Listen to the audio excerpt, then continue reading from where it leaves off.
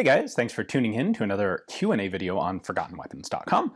I'm Ian McCollum, and as usual, I have several pages of questions here from the fantastic people on Patreon who ensure that you will never see a Raids Shadow Legend ad on Forgotten Weapons. So let's dig right into this. Our first question is from Erica, who says, how full is your passport? Have customs ever made mention of it? The answer is unfortunately not as full as I would like it. It would be really cool to have one of those passports where like every page is stamped and I had to get another one and there's old visas just hanging out of all the pages. Unfortunately, it's not really the case. I actually don't take that many trips overseas. And when I do, I try to make the most of them. And so I'll often try to visit multiple countries in Europe over the course of a single trip. And these days, once you cross the EU border, there are no more passport controls. So, I might go to 5 different countries in Europe, a couple days in each one, and I'll end up with 2 passport stamps. One wherever I flew into Europe and one wherever I fly out. Also, I actually just got my passport renewed about a year ago, so all the stamps went away, which was kind of unfortunate. I actually had a boat stamp in it because I took a ship from onto the island of Jersey, which was cool. Anyway, I have once had a customs agent actually mention it, and they didn't mention it because my passport was full. They mentioned it because I had a border guard customs agent actually recognize me, and he looked at my papers and looked up and went, "What are you doing here?" Which was pretty cool. Needless to say, I did get past customs on that particular trip. In fact, I've never been bounced from customs. Next question is from Oliver. Along a similar line, Oliver asks, what countries would Ian like to visit, again or for the first time?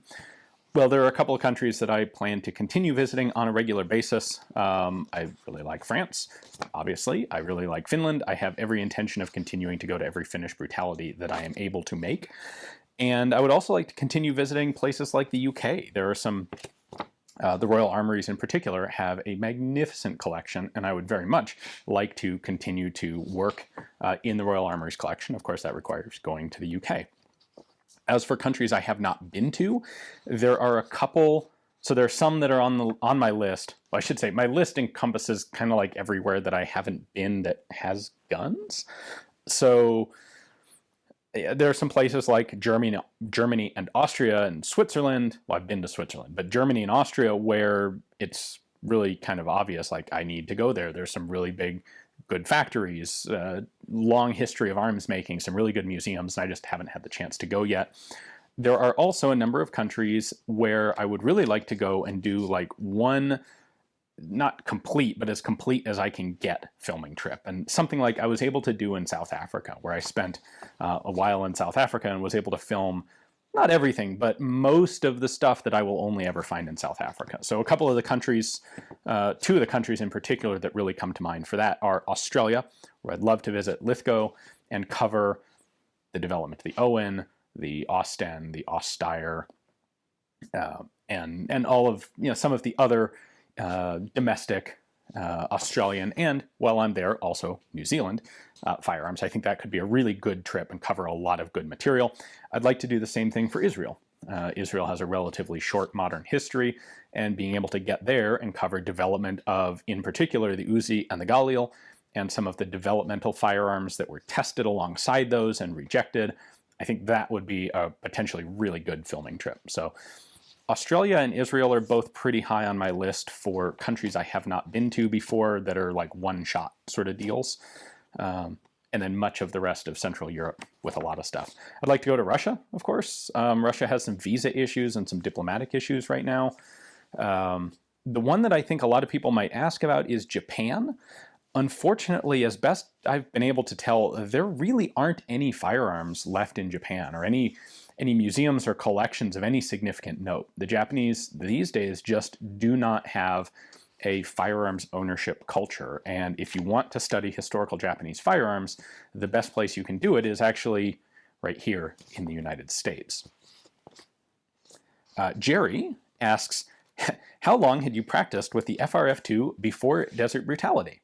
Well, I got my FRF2 about, it was like 8 days before I left for Desert Brutality. I was able to take it to the range once and zeroed it. Actually, I took it to the range twice in succession because the first time I was stupid and didn't bring the sight adjusting tool. Essentially, I had one zeroing range trip with that rifle before I actually took it to the match. I had never fired it beyond 200 yards, and at the match we were shooting out to 550 yards, and I zeroed it for 200 on the 200 BDC notch. I checked it at 100 and it seemed good, and then I was able to click that BDC out to, well, 550 yards, which is essentially 500 meters. So I put it at the 5 mark and made a first round hit. So I think that really speaks to the quality of the rifle. Also, to some extent, the quality of that Australian surplus ammo that worked beautifully for me. And the quality of the scope. Like, it's not that high magnification of the scope. It's an old scope. It doesn't have a lot of fancy stuff to it. But man, they set up a BDC cam that actually works. Doug asks, why are there no half-brass rifle or pistol cartridges like there are with shotgun shells? Does seating a slug have some potential negative side effects? Do you think that there could be potential weight savings similar to how there are with polymer cases? So the reason that we can do largely polymer shells in shotgun shells is because they're pretty darn low pressure. Much lower pressure than rifle shells or pistol shells. And so you get a brass base to a shotgun shell that acts as the obturator and seals the breech. But you don't really need to bother with the front end of the shell. That short brass does plenty to actually seal the breech. It's not really the case on rifle and pistol ammo. They're much higher pressure. So we do see some hybrid cases being developed. They've been around before. They're still working on them. It hasn't become completely mainstream yet. But the idea that you have a metallic, typically brass, but sometimes we're starting to see like stainless steel case heads for higher pressure to act as the breech obturator, and then a polymer material for the front of the case. But for rifle and pistol, it still has to be a polymer material that can handle the heat and the pressure of a full power rifle round, which is a lot more than a shotgun round. So we may see it eventually. We almost certainly will see it eventually. It will certainly be easier to do a hybrid case like a shotgun shell than it will be to do 100% polymer. I think that's quite a long ways off, at least for full power cartridges. Ben asks, why are closed bolt submachine guns so rare? The MP5 has a reputation for being extremely accurate because it is closed bolt, yet it seems like an obvious design solution. Open bolts are simpler, sure, but that does not seem to be so major of an advantage to justify the compromises of an open bolt operation.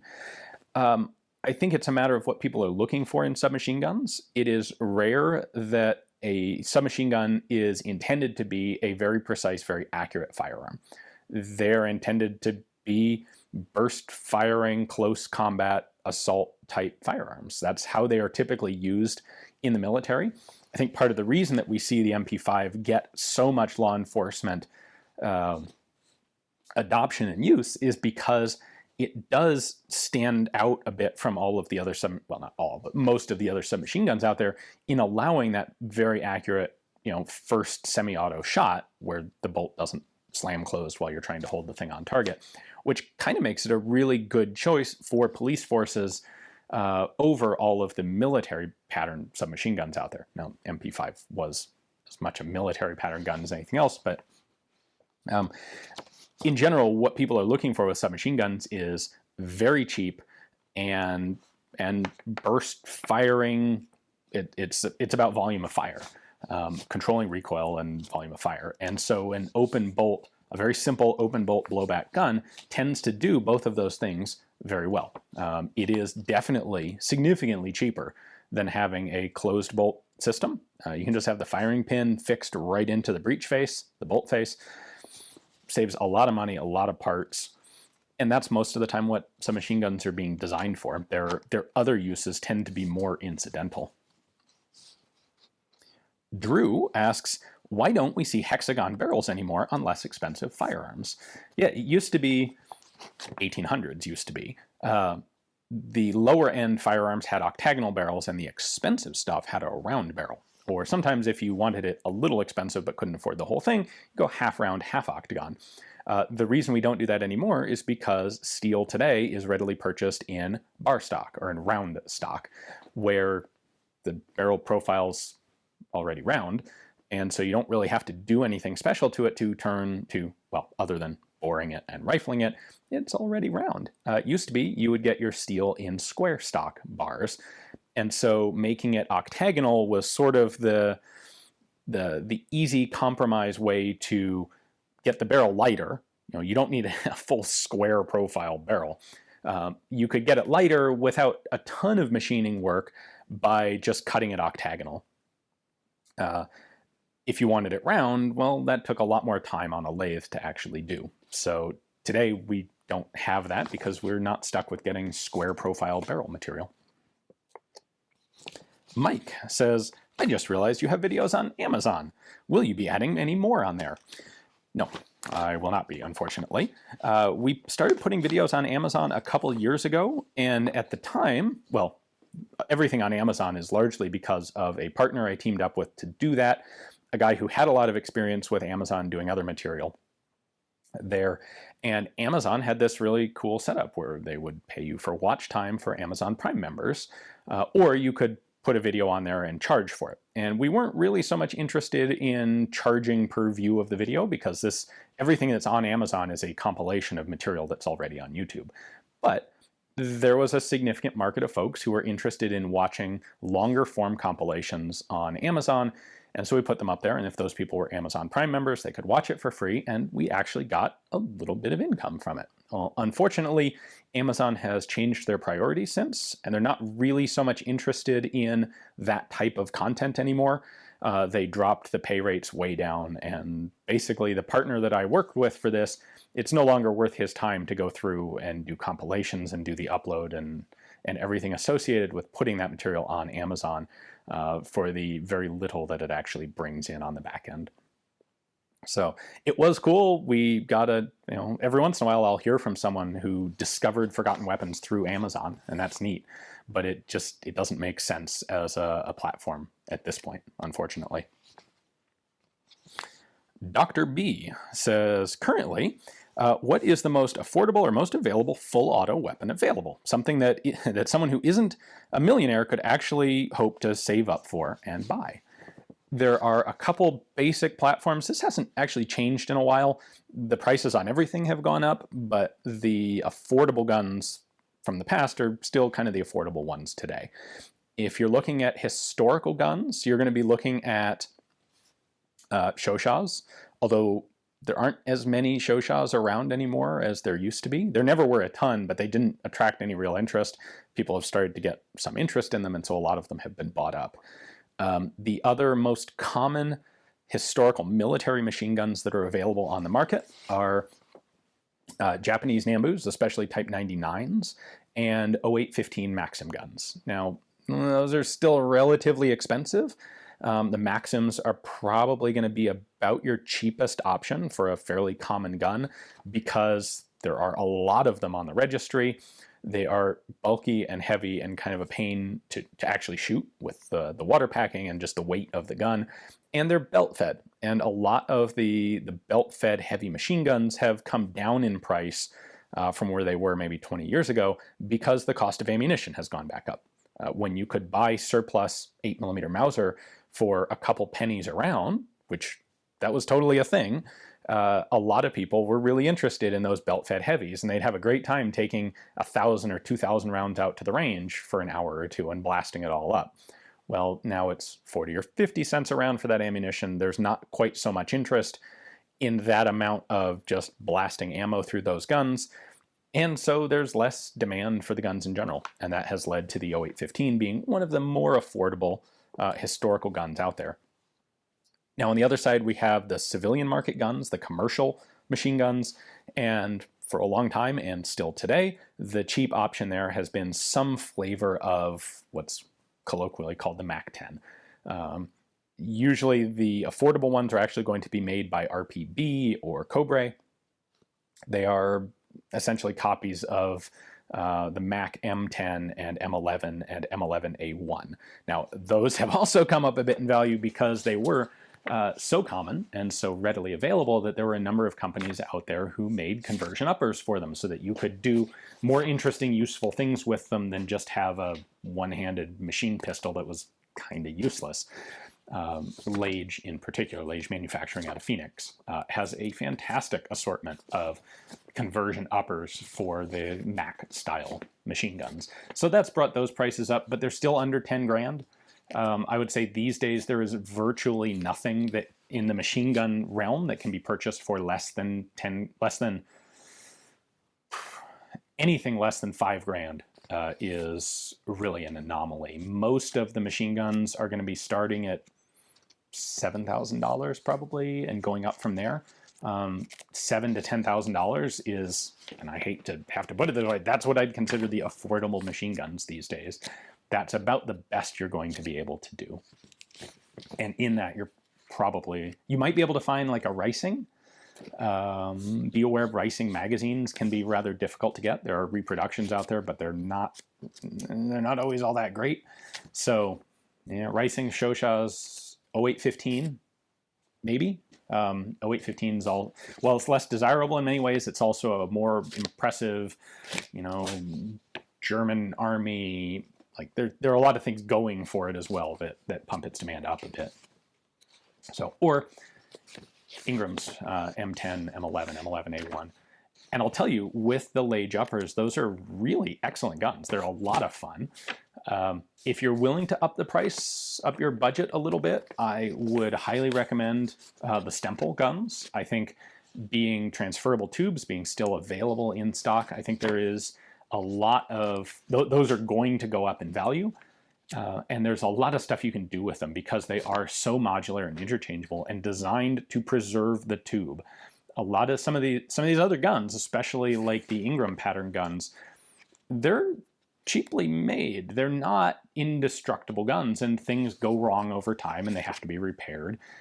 That's not something you have to deal with on a Stempel gun. And with a Stempel, you can get it as a Suomi, you can get it as a modern 9mm submachine gun, you can get it as a Thompson, lots of interesting options. But you're going to pay probably 14 grand for a Stempel.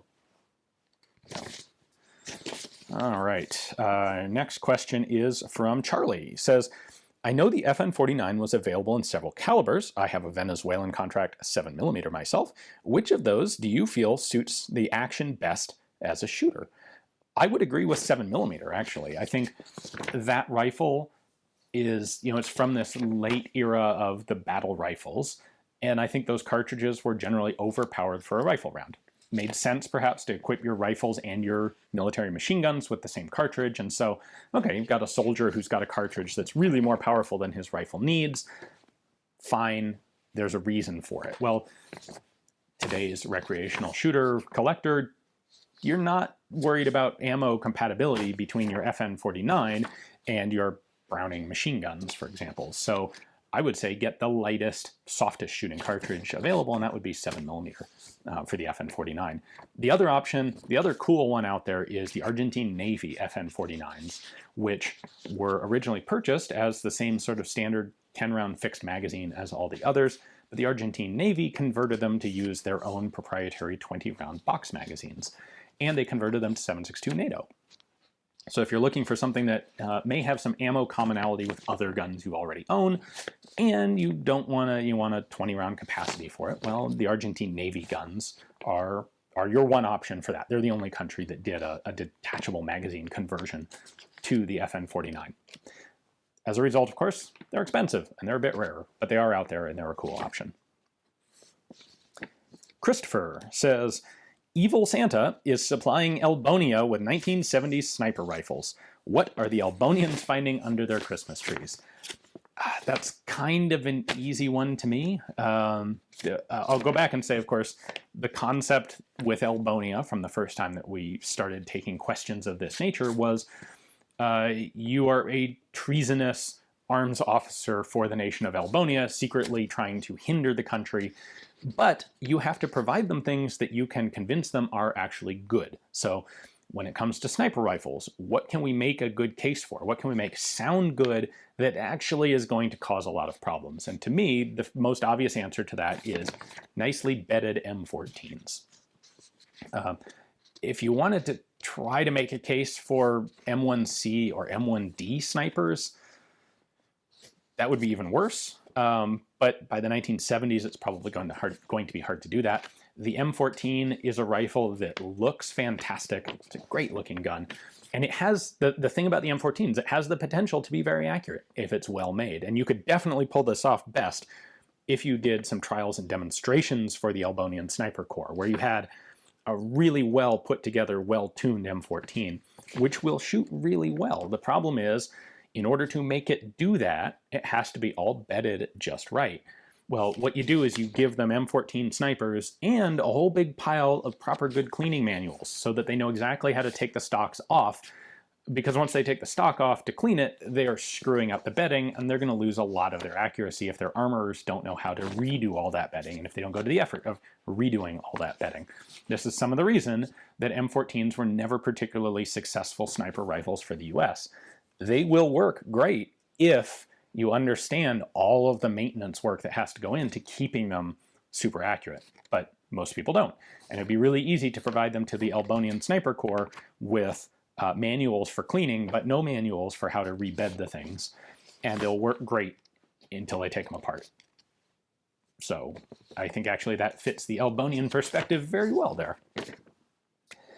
Next question is from Sweatwater. Given that there was an 11mm Gras Maxim gun, and how well the Maxim deals with rimmed rounds, was there ever a development of the Maxim gun by the French or anyone else in 8mm Lebel? Yes, there absolutely was. So the French were testing the Maxim gun from almost the very earliest years. Starting in 1888, they were interested in testing the Maxim, and they tested it actually side by side in both 11mm Gras and 8mm Lebel. Now, what's interesting is they didn't appear to actually purchase 8mm Lebel Maxims from Maxim. They purchased standard guns and then had 8mm Lebel barrels and belts made by another company in France. And it doesn't seem that that company did it very well. They had a lot of, maybe not the most severe problems, but they had a lot of sort of niggling problems with that caliber conversion. And part of it is, once again, the double taper and the giant rim of 8mm Lebel.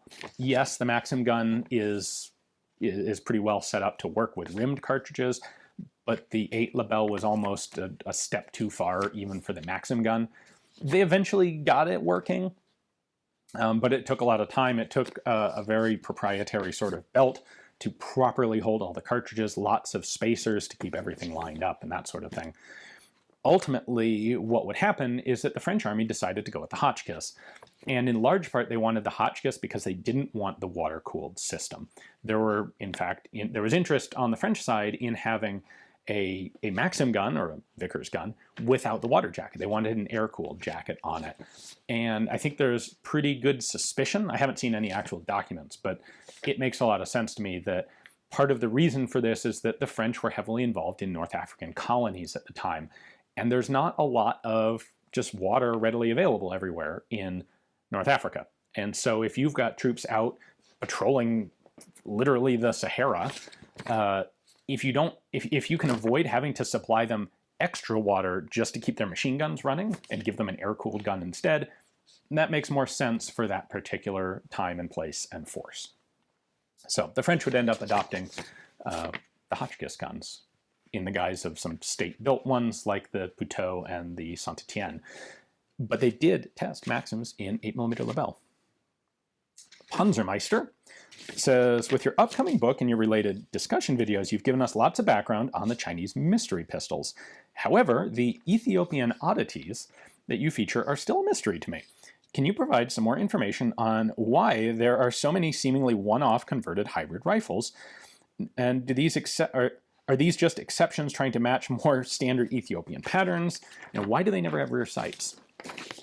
Unfortunately, I can't really give you any good context or detail into exactly where and why those guns came to be. All of the Ethiopian Oddities that I've filmed are guns where I visited Interord a couple times to look at the stuff that they're bringing in from Ethiopia, usually when they get in a batch of French things. And they will occasionally get one of these weird oddity rifles in a crate of something else.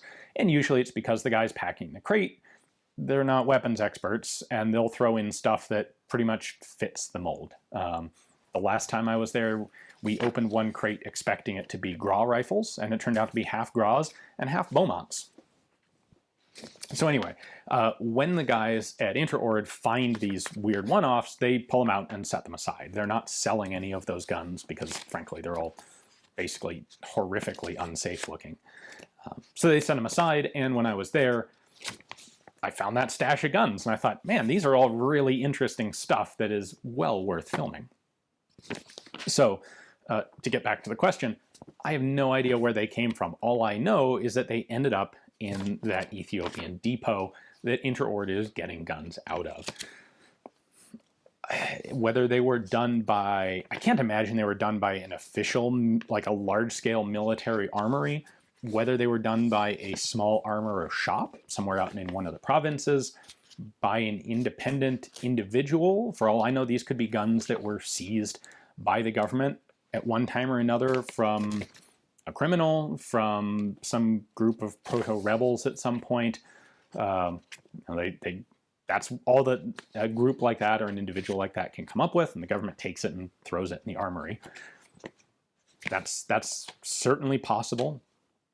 As for why a lot of the guns don't have rear sights, it's generally because they're using them on cavalry, and they just weren't deemed that important. I think they were doing most of their shooting one-handed while holding on to reins. It wasn't exactly precision bullseye shooting.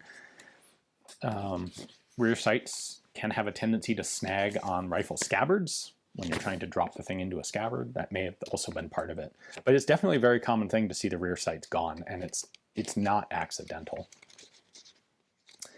Sosig says, how does it feel to see so many criticisms of the What Would Stoner rifle mirroring some of the original criticisms of the AR-15? I've seen lots of comments complaining about lightweight and pencil barrels.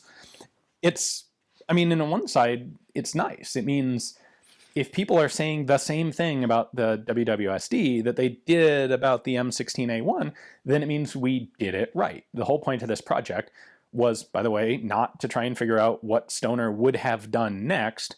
It was to figure out how, if you were going to build the original AR-15, the original M16, using today's technology, but to the same goals and purposes, how would you do it today? And so if we come up with a rifle where people are like, well, this isn't heavy enough to be a proper rifle. Okay, we clearly did it right.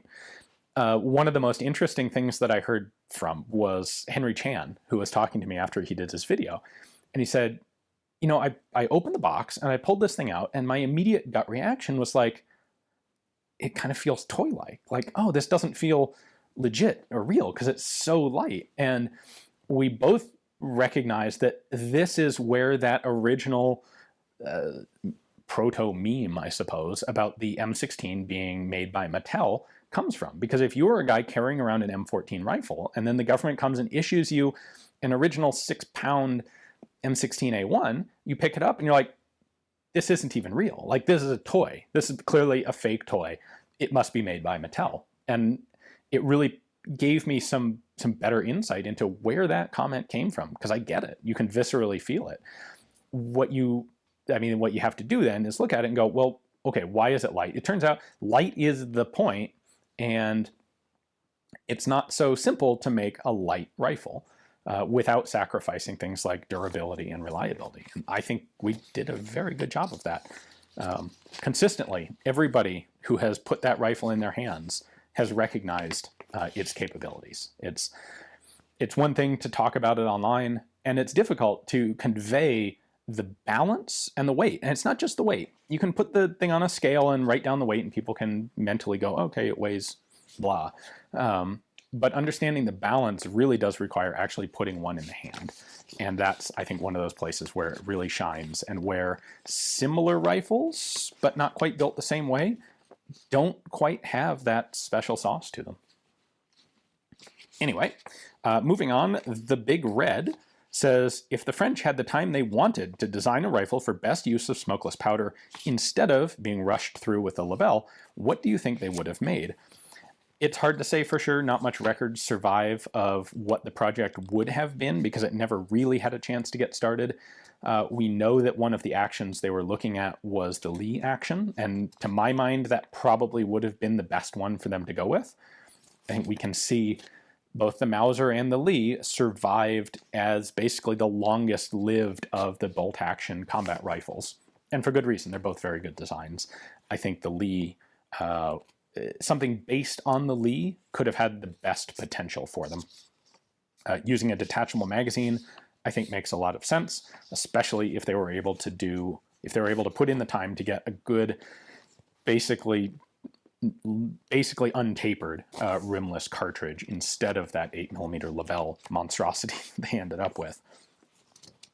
Yeah, I would think a French Lee action in straight-walled, well, straight bottlenecked 8 rimless 8 Lebel would have been a rifle that could have survived without needing any updates or improvements, well, any fundamental changes through the end of World War II. And maybe if they weren't busy trying to deal with updating Berthier's and such, maybe they could have actually gotten the semi-auto rifle done before World War II, and that would have been a nice advantage for them. Lewis has asked me a question in French. Since we're on this French kick, he says, lequel des trois carabines suivants préférerais-tu utiliser pour une two-gun match, et pourquoi? The Carcano, the Lee Enfield number 5, the Carcano TS, the Lee Enfield number 5, or the Japanese Type 44. So what he's asking is, which of these would I like to use in a two-gun match and why? The one I'm going to use, when I actually have a chance to get to a two-gun match again, is going to be a number 5 Lee Enfield, because I've been wanting to play around with those. For a two-gun match, that 10-round magazine is a benefit. There are some stages in a two-gun match that I could actually complete without having to reload a 10-round magazine. Maybe not so much for 5 or 6 rounds. Second up would be the Carcano. I've actually done some two-gun matches with Carcanos. I've always had some issues, but I think the potential is there. And the idea of using a 6-round Mannlicher clip, it has a lot going for it. That packet loading is simple and fast to do. I also like the low-power cartridge of the Carcano relative to 303 British. It's a lot nicer in a short little carbine. I would be doing this in 6.5 Carcano. And then of the three, honestly, the least interesting to take to a match to me would be the Japanese Type 44. That is, of course, the Type 38 carbine, so 6.5mm carbine with a fixed folding bayonet on it.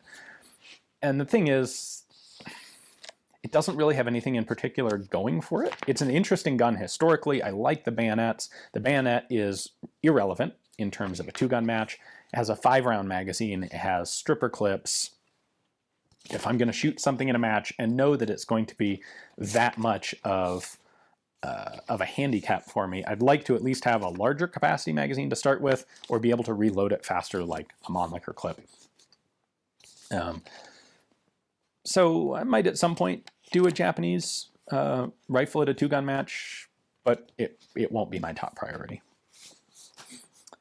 Gyrosphinx says, other than poor quality control, why didn't the CETME AMELI see more widespread adoption? It seems like a decent light machine gun platform.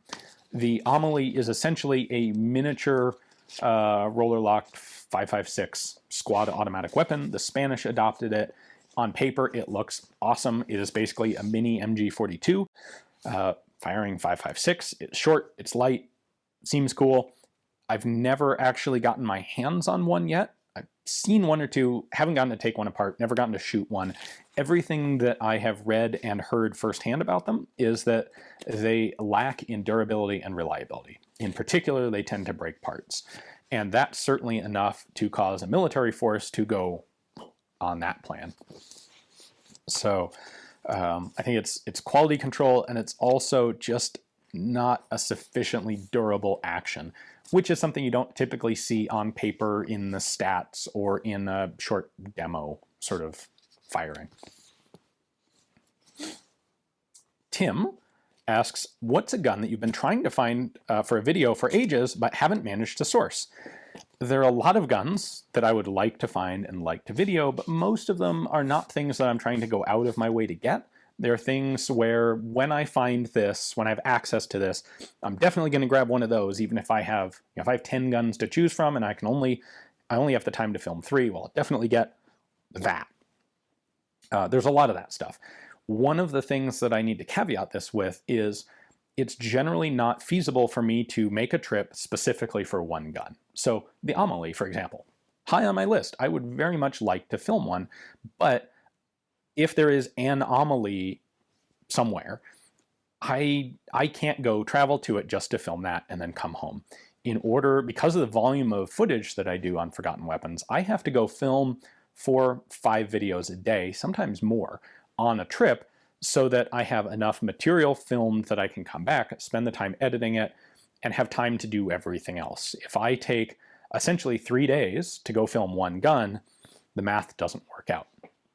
So don't take this as, I'm trying to source one individual gun or another. I'm not.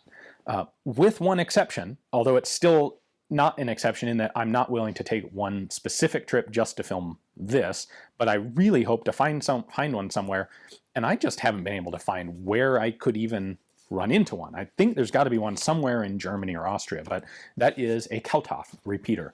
It is sort of along the lines of the Lorenzoni's. It is the first military repeating firearm ever actually used in combat.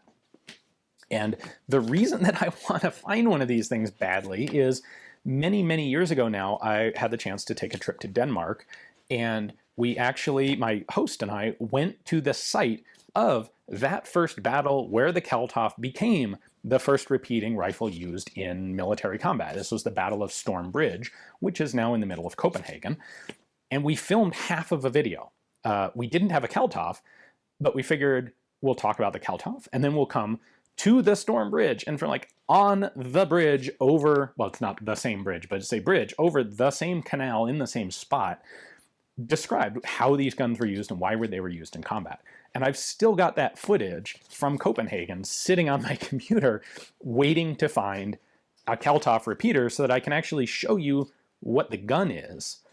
And I haven't been able to find a Kalthoff in, it's got to have been 5 or 6 years now since I filmed that. So eventually I will. Like I said, I think there's got to be one somewhere in Germany, and I haven't done any good museum trips in Germany yet. Hopefully I'll be able to do that in the next year or two, and at some point I will get my hands on a Kalthoff repeater that I can film for you. Let's see. John says, is there a reason why gun designers haven't tried to shrink diameters of cartridges to increase ammunition capacity? Say something like a 5.56 bullet, but with a case size of 25 ACP. I assume there is a limit to the size of smokeless powder in relation to power, but you would think newer, more powerful propellants would have been developed in the past 50 years. The problem here that you are overlooking, John, is pressure. The smaller your cartridge case, the higher your pressure gets very quickly. And so if we probably have a powder that could do a 5.56 velocity, so 3,200 feet per second, in a basically straight-walled case, instead of one that's larger in diameter and then next down to 22 caliber.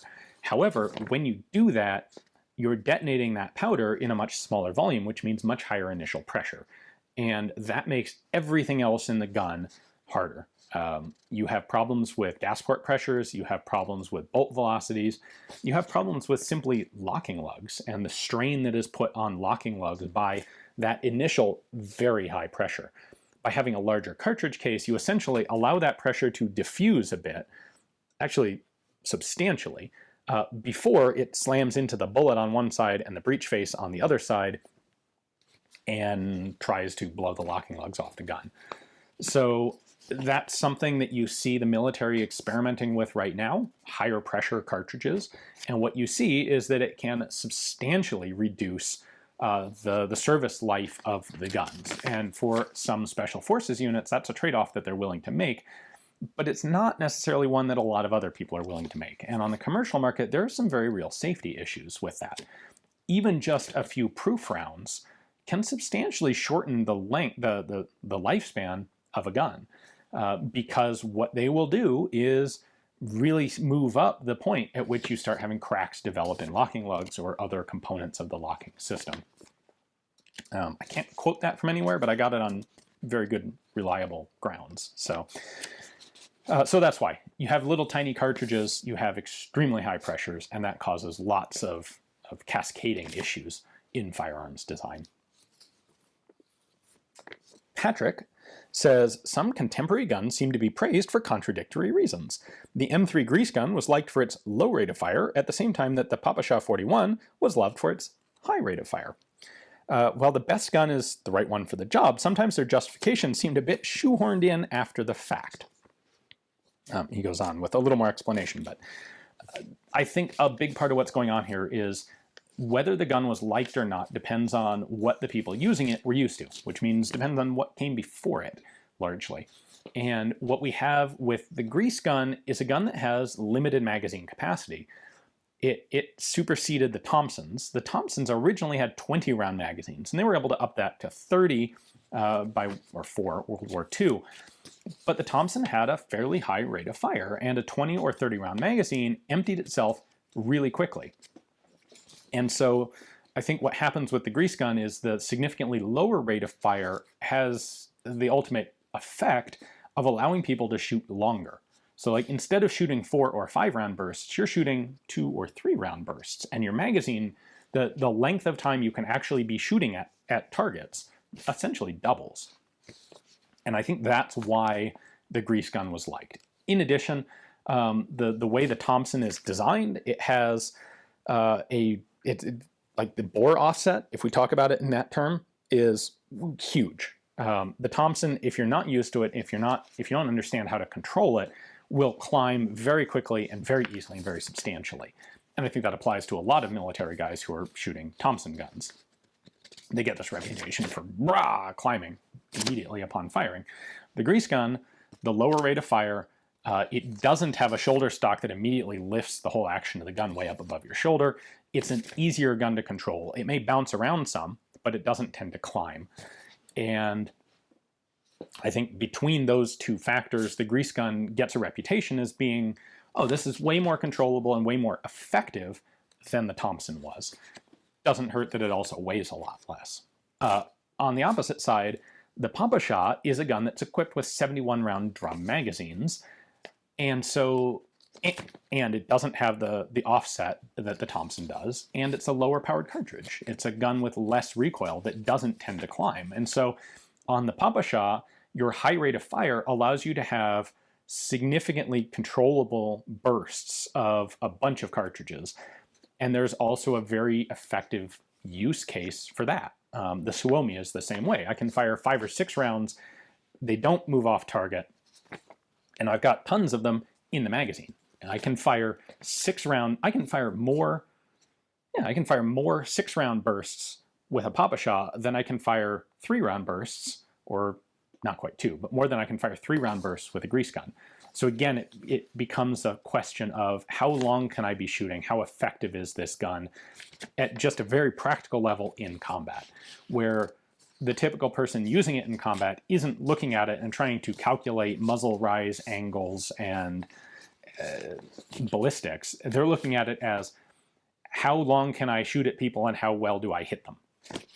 And in both of these cases, the grease gun and the Papasha do very well. The Papasha didn't really replace a lot. The Papasha replaces bolt-action rifles in many cases. Yes, the Soviets had some earlier submachine guns like the PPD-40s, but they weren't very widely issued. Certainly not anywhere as widely as the Papasha would see use.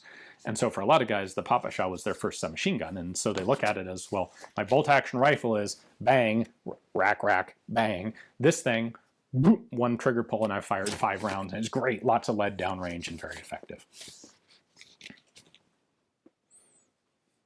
Peter says, you have talked in a few videos about how one advantage of stamped metal construction is the ability to use cheaper carbon steels rather than more expensive alloys, in particular for the Germans in World War II. Why does stamping allow this and milling does not? Is it just that stamping allows you to create a receiver in which separate bearing pressure components are added? Yes, that is exactly it. If you have a milled receiver, you're making out of, kind of by definition, one big block of metal. Think about an AK receiver. It's, it's this long. But the only part that actually needs to be really well hardened is the bit right up at the front where the barrel comes in and the locking lugs lock up. But you have, because it's all one piece of material, the whole thing has to be made out of an alloy that has the right properties and the right hardenabilities for the locking lugs. Whereas if you switch to a stamped receiver, what you're doing is limiting your expensive high-quality metal to just this little riveted-in trunnion that's going to hold the barrel and the locking system. And then the whole length of the receiver, it's not pressure-bearing. It doesn't have to be made out of the same material as the actual trunnion, and so you can make it out of something that's strong enough to not, collapse like a tin can, but that's kind of all it needs to do. And in fact, your rear trunnion is going to be a milled separate piece as well, but you can make the rear trunnion out of some, a much cheaper, less expensive, less strong piece of material. Like the rear trunnion on an AK does not need to be hardened or particularly heat treated. All it's doing is holding wood stock into stamped receiver assembly. So there are some areas where, you do need at least a minimum amount of quality and hardenability in the stamped material. On an AK, you look at the pinholes, which are hardened. You just harden around the pinholes for the fire control group. But you're dramatically reducing the amount of material necessary for the really high quality areas. So it's not that a stamped receiver lets you do the same thing with weaker metal. It's that a stamped receiver allows you to specialize just one little area with a high quality metal and make the rest out of whatever works, which is why you can make an AK receiver out of a cutting board or a bent shovel. And that's what made it so very valuable for the Germans, combined with the fact that German industry had some fairly good experience making stampings in many cases in like toy manufacture before the war. So they understood how to do it, and then they were able to use that to their strategic advantage materially. Barton says, what would be your opinion on a brutality match where only revolvers and single-shot rifles could be used? I think that would be pretty interesting.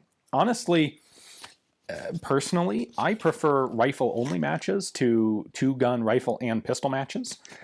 But the idea of having one that is restricted to a particular technology level of rifles, and you can't really do muzzle loaders because they just take too long and the match would be infeasibly long.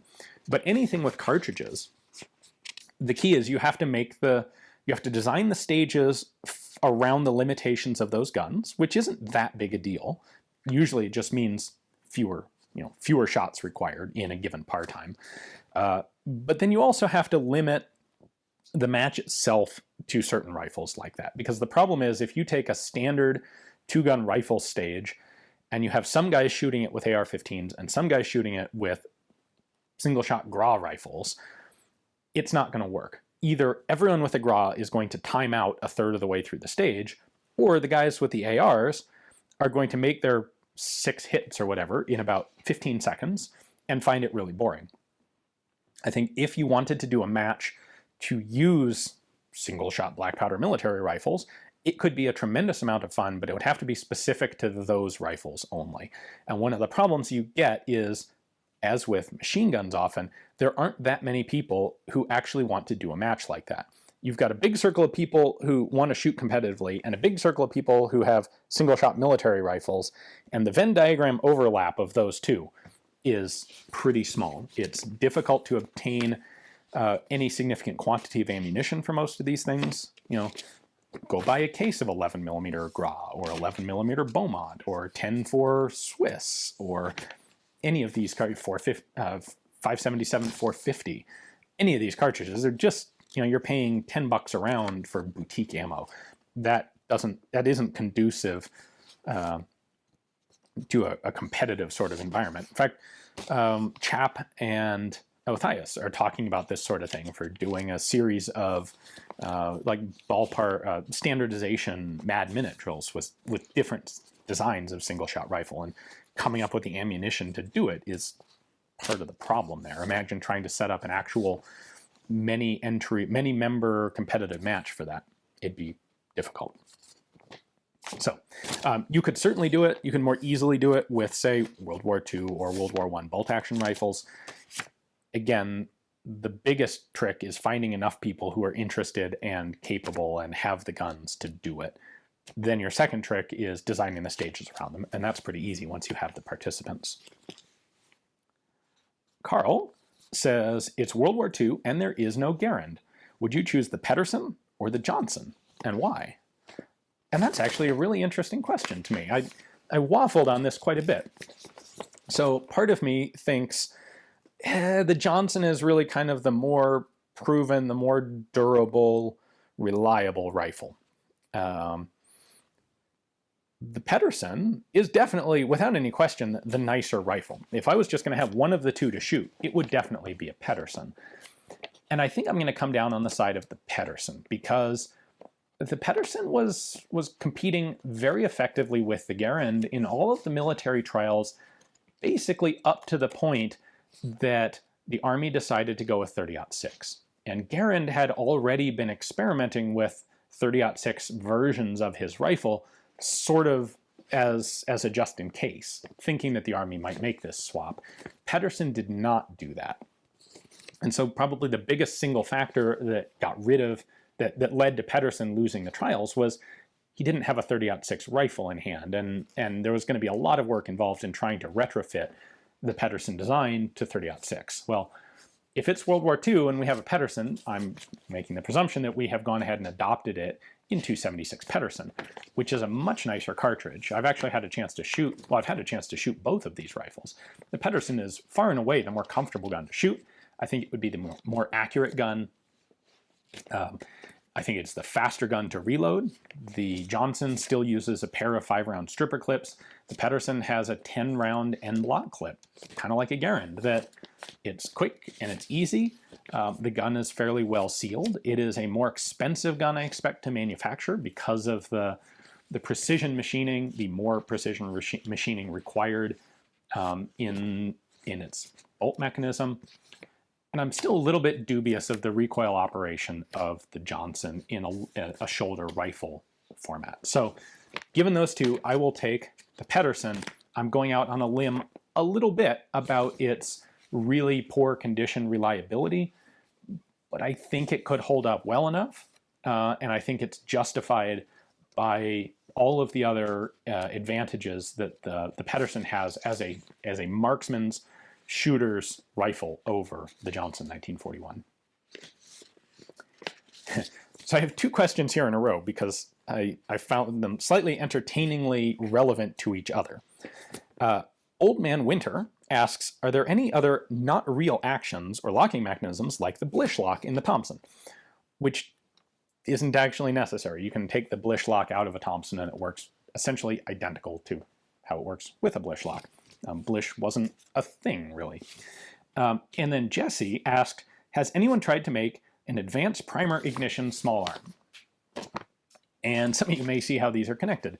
There is a lot of discussion in some groups about how fixed firing pin submachine guns are in fact advanced primer ignition, because that firing pin is going to start detonating the primer of the cartridge microseconds before it's actually fully seated in the chamber. And the question that comes up is, well, does it really? When the real answer to this question is that's not advanced primer ignition.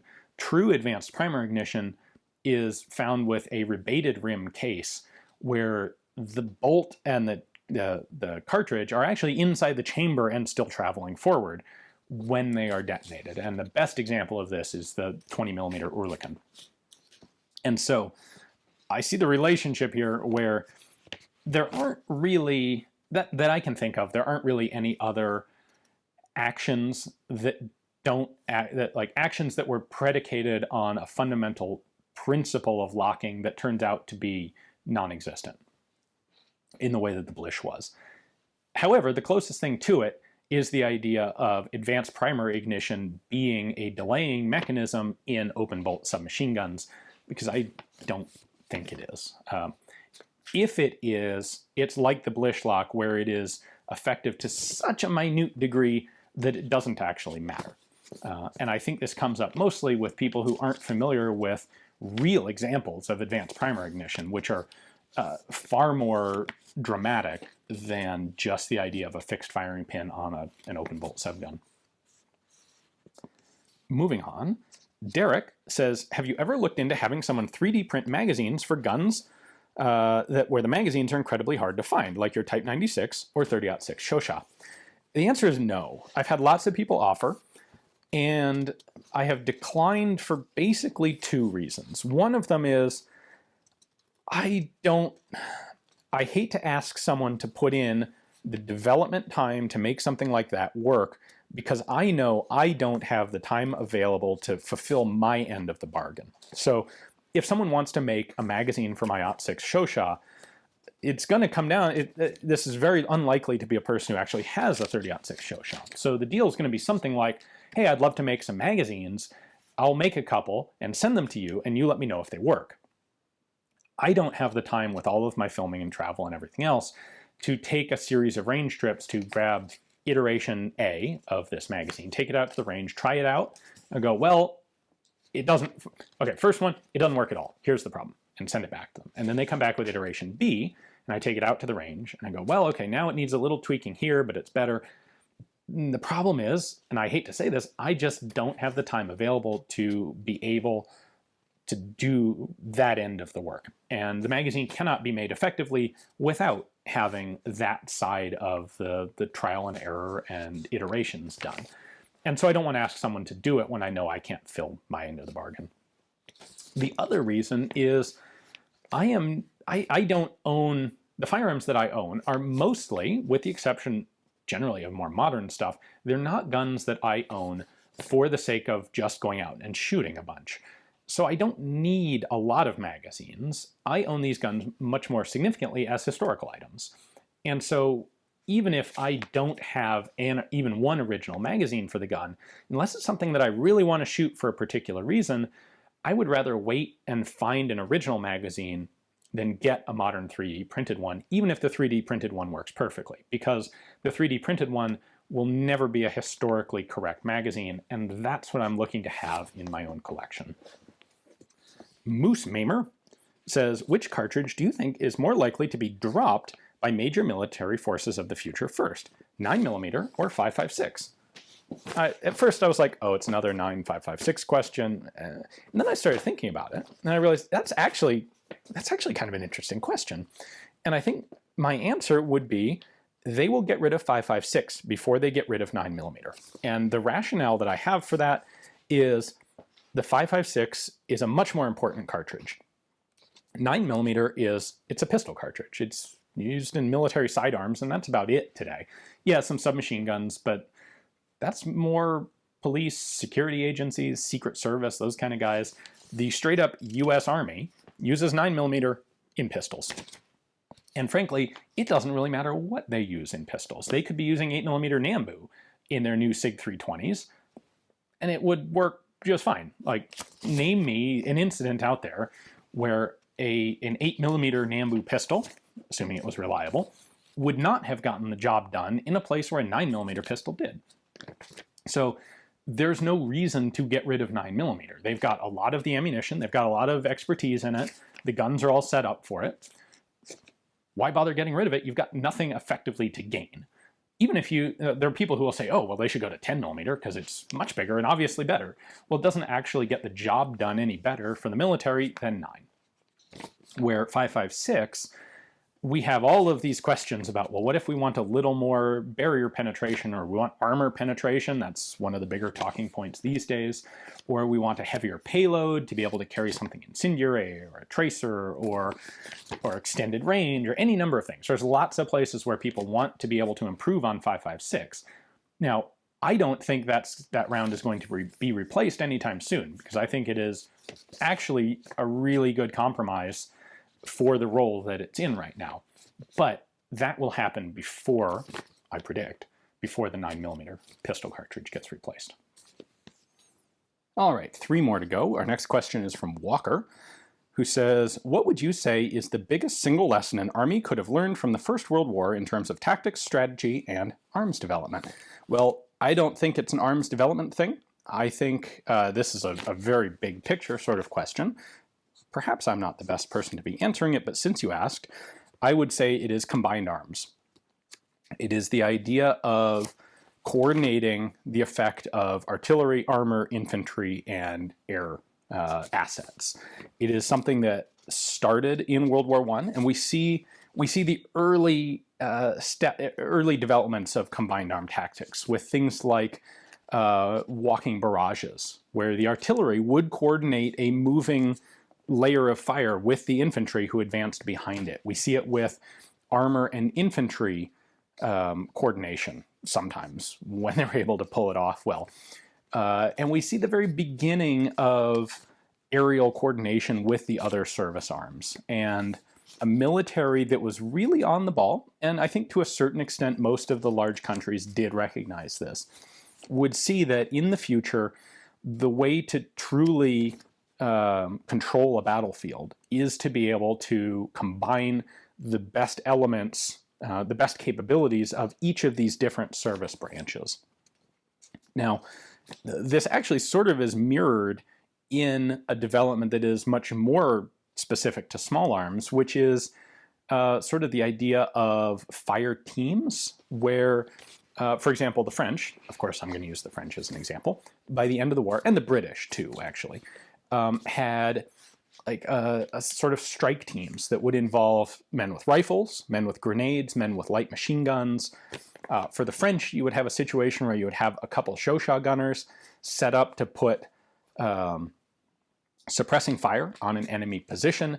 You would have a couple guys with rifle grenades who would drop rifle grenades on the position, and then you could then send an assault unit to flank around the side and attack the position while it was being suppressed. And that's something that is largely a development of the First World War. And it's sort of the same idea as combined arms. Not quite, but the idea of using multiple different types of small arms together in a mutually supportive way. And this would turn into things like fire and movement doctrine and the like. Lucas says, how likely is it that Simonov had seen an RSC rifle, given the magazine similarities between it and the PTRS? I'm not sure. I haven't seen any information specifically one way or the other.